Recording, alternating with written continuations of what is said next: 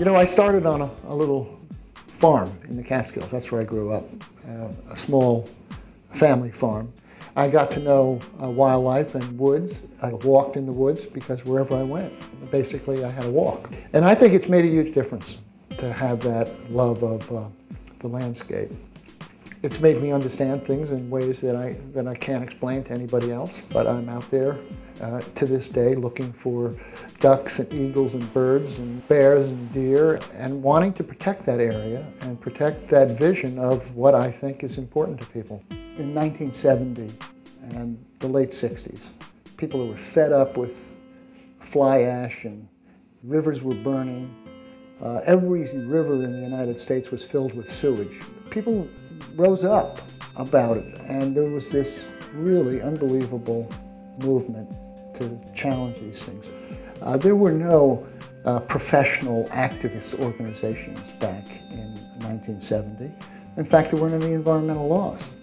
We arrived on this scene knowing that there was an environmental awareness that was just blossoming. We knew that we were going to be a law firm, and we knew that we were going to try to represent citizens in fights against pollution and overdevelopment and bad practices. But we didn't know the extent that we would be a champion of the public policies that have changed how we view air pollution, water pollution, and chemicals. And the writing of all the great environmental laws were a result of what we faced then. There's a timeline that you can just watch as NRDC grew, added members, added scientists, added economists. As we added on our e-activists, built our membership, added the group of very distinguished friends from Hollywood who have come to help us, like Robert Redford.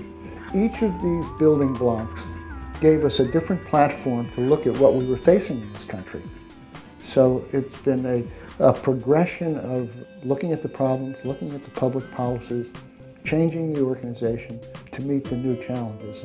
And I think it's fair to say our knowledge of the problems and the tactics necessary to solve them have grown with us over these 36, 7 years. Do I think, and did I think I was a visionary at the beginning of NRDC? And the answer is no.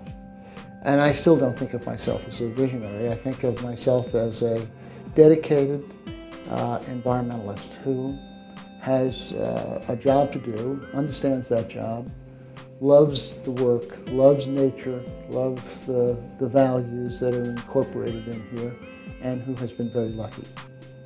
And there's a big difference between being lucky and caring and a visionary. There are visionaries. I'm a go-to-work guy.